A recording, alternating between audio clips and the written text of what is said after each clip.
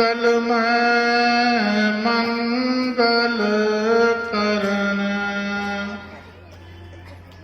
विनवो बारंबार।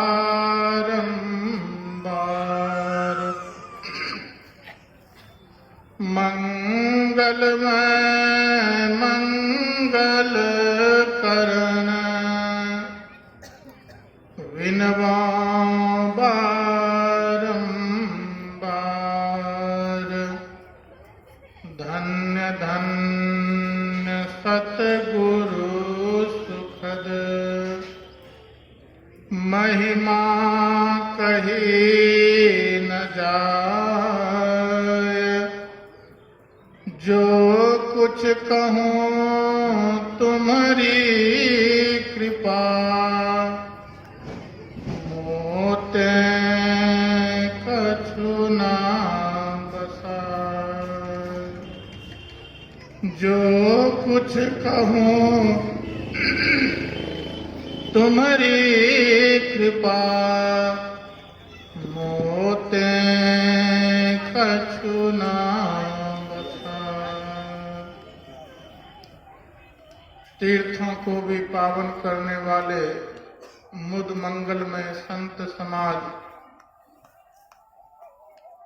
संतों एवं भगवंतों के वचनों को श्रवण करने हेतु यत्र तत्र से आए हुए समवेत सम आदरणीय सज्जन वृंद, भक्तिमती माताओं एवं धर्मशीला बहनों,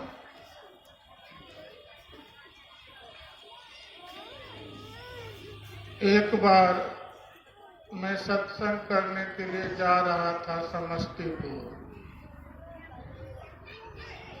ट्रेन से सफर कर रहा था। ट्रेन में एक माई आई। वह भीख मांग रही थी।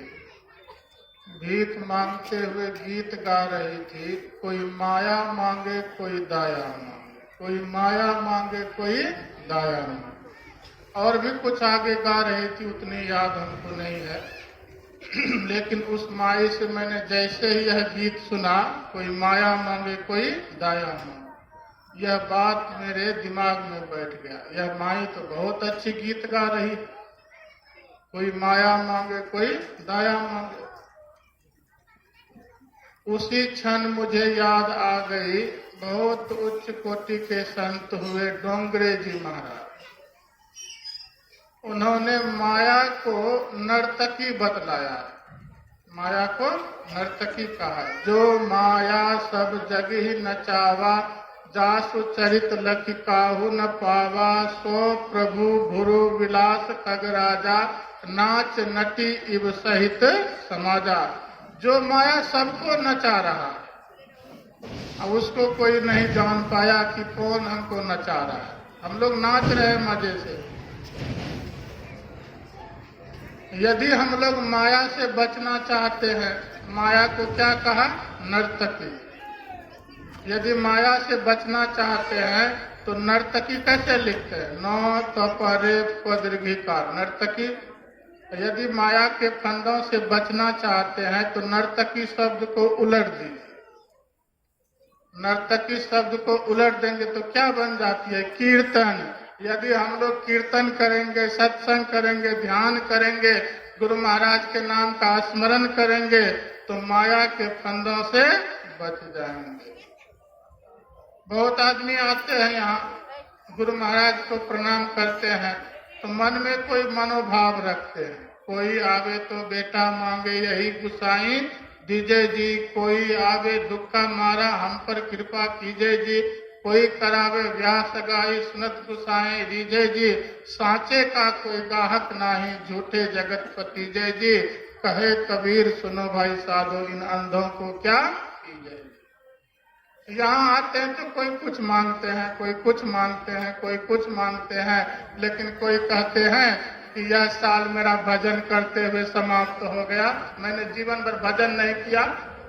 नए साल में ऐसी कृपा करिए गुरु महाराज, सब दिन सत्संग करते रहे, सब दिन ध्यान करते रहे, सब दिन गुरु महाराज के नाम का स्मरण करते रहे। यह कोई नहीं मांगते हैं। तो माया के फंदों से बचेंगे? माया के फंदों से नहीं बच पाएंगे। तो कोई माया मांगे, कोई दया मांगे। अब दया कैसे लिखते? गुरु महाराज के पास भक्त जाते थे प्रणाम करने के लिए, तो गुरु महाराज से कहते थे सरकार हमारे ऊपर दया बनाए रखिएगा, सरकार हमारे ऊपर दया बनाए रखिएगा। तो गुरु महाराज उस भक्त से कहते थे अरे मेरी दया तो तुम्हारे ऊपर बरसती रहती है, हमेशा तुम्हारे ऊपर दया है, लेकिन तू मुझे याद ही नहीं करता है। दया शब्द को उलट दीजिए तो क्या बन जाती है? याद। दो और याद, दया, दया शब्द को उलट दीजिए, याद बन जाती है। तो गुरु महाराज ने कहा यदि तुम मुझे याद करता रहेगा तो मेरी दया तुम्हारे ऊपर बरसती रहेगी। कृपा की न होती जो आदत तुम्हारी, तो सुनी रहती ये अदालत तुम्हारी। यदि गुरु महाराज की कृपा हम लोगों के ऊपर नहीं होती तो आज हम लोग यहाँ बैठे होते? आज हम लोग बैठे नहीं होते। तो हम लोगों को माया नचा रही है, लेकिन हम लोगों को पता नहीं चल पाता है कि माया है क्या।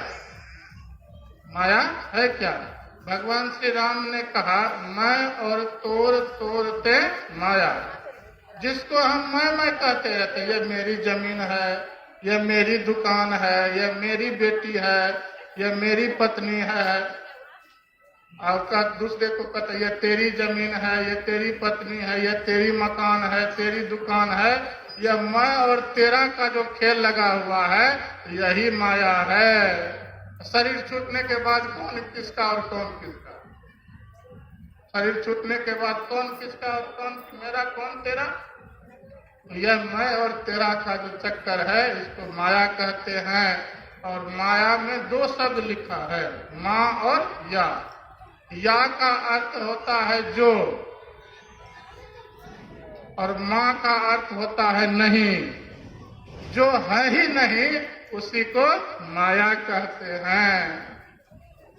एक बार एक नवविवाहित पति पत्नी नए नए शादी करके अपने ससुराल जा रहे थे, अपने घर जा रहे थे, तो चलते चलते देर हो गई।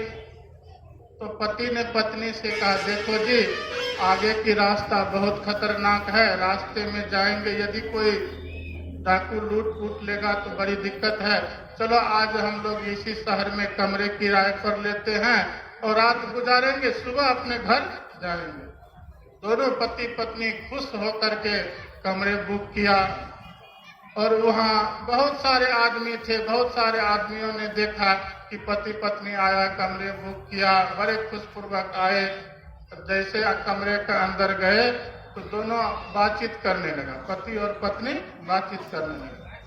पति पत्नी से कहा यदि मुझे पुत्र होगा तो मैं उसको डॉक्टर बनाऊंगा, पढ़ा लिखा करके डॉक्टर बनाऊंगा। पत्नी कहती है नहीं नहीं डॉक्टर नहीं बनाऊंगा, डॉक्टर बनने में बड़े पैसे खर्च होते हैं, बहुत मेहनत करना पड़ता है, मैं इसको वकील बनाऊंगा।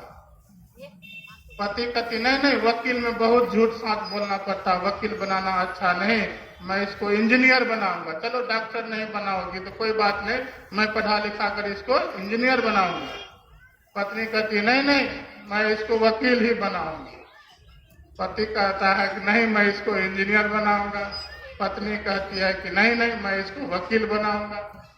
अब पत्नी अपनी बात पर जिद कर गई कि नहीं मैं इसको वकील ही बनाऊंगी। अब दोनों के बीच में बहस हो गई। तब पति को गुस्सा आ गया, दो चार थप्पड़ पत्नी को लगा दिया। पत्नी फूट फूट करके रोने लग गई। वहाँ जो और भी बहुत सारे आदमी थे होटल में, उन लोगों ने देखा कितना खुश होकर के ये दोनों आया था, अभी अभी आया ही था और तुरंत इन दोनों के बीच में क्या हो गया जो रो रही है।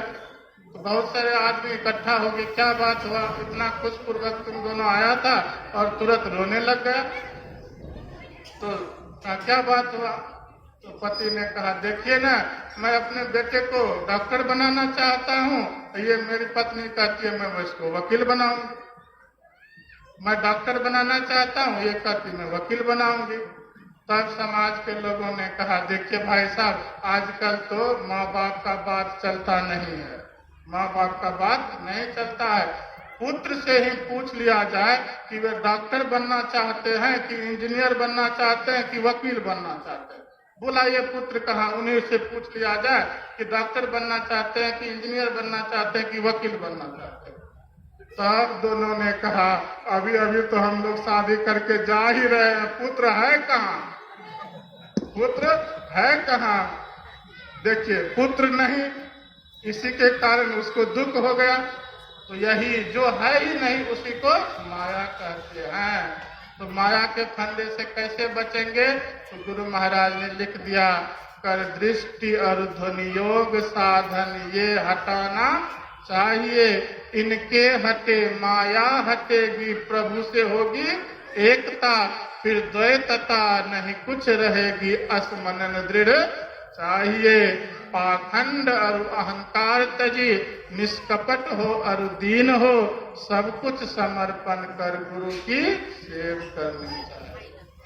तो हम लोग खूब सत्संग करें, खूब गुरु महाराज का नाम लें, तो माया के चक्कर से बच जाएंगे। बोलिए प्रेम से श्री सद्गुरु